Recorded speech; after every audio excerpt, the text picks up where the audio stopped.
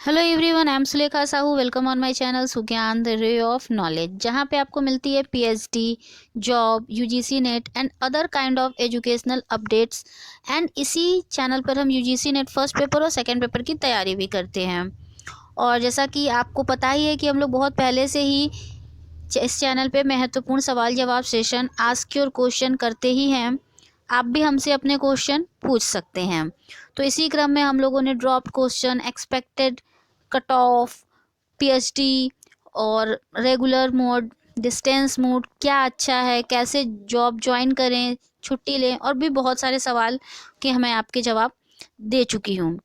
तो इसी क्रम में जो है कि आज मैंने कुछ एक सवाल तो आपको स्क्रीन पर दिख ही रहा होगा, जो बहुत ही ज़्यादा बार पूछ लिया गया है, मैं क्या करूं, मुझे बनाना पड़ा।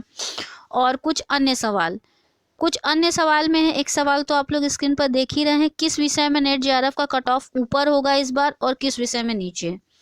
अन्य महत्वपूर्ण सवालों में मैंने लिया है टेस्ट सी क्या है, और एक जो सवाल कमेंट बॉक्स के नीचे बहुत आता है कि रिजल्ट कब आएगा।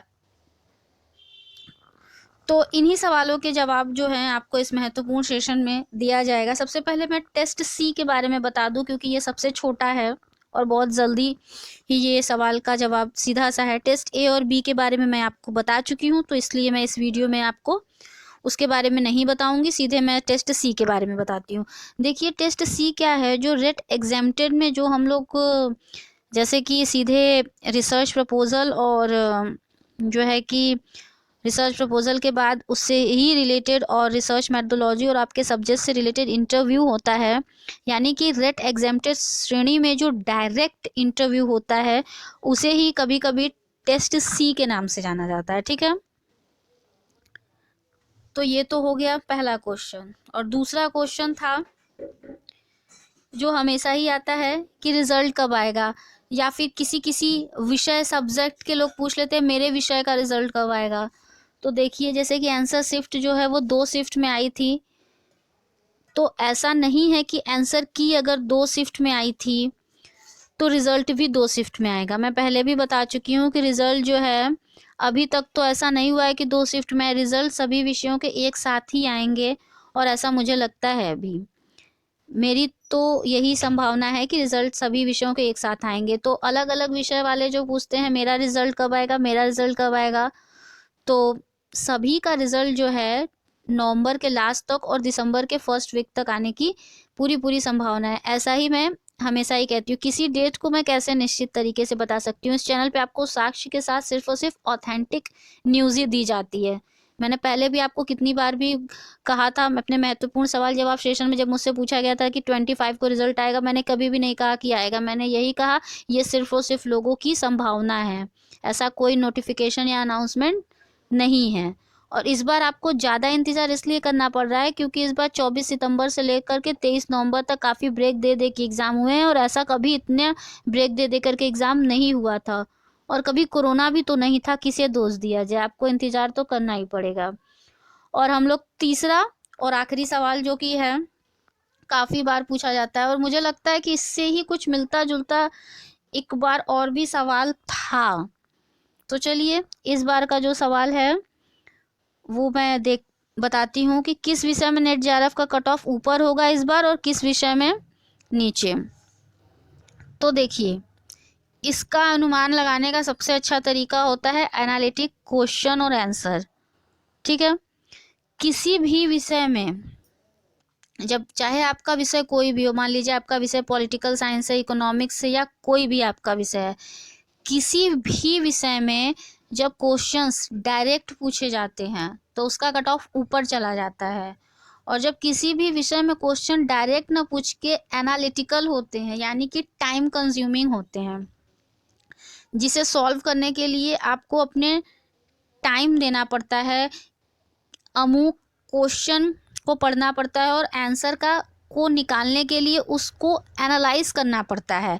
तो इस तरह के जब भी फर्स्ट और सेकेंड पेपर में एनालिटिकल क्वेश्चन आते हैं ढेर सारे दोनों पेपर में मिला के, तो कट ऑफ नीचे जाता है। शायद आपको एनालिटिकल और इस तरीके से चीज़ें समझने में थोड़ी दिक्कत हो रही हो, या मैं क्या कहना चाहती हूँ वो स्पष्ट नहीं हो रहा है, तो मैं एग्जाम्पल के माध्यम से आपको समझाने का प्रयत्न करती हूँ। देखिए, अगर किसी विषय में डायरेक्ट क्वेश्चन पूछे जाते हैं, जैसे कि 2 × 2 = 4, इस टाइप के क्वेश्चन। अब आप बोलेंगे सबका तो मैथ है नहीं कि इस तरह के क्वेश्चन पूछे जाएंगे। जैसे कि आप देखिए डायरेक्ट क्वेश्चन में, जैसे कि 1 लाइनर क्वेश्चन हो गए, जैसे कि भारत की राजधानी क्या है? दिल्ली है, सभी को मालूम है। जैसे कि आगरा कहाँ पर है, मतलब मेरा है ताजमहल कहाँ पर है?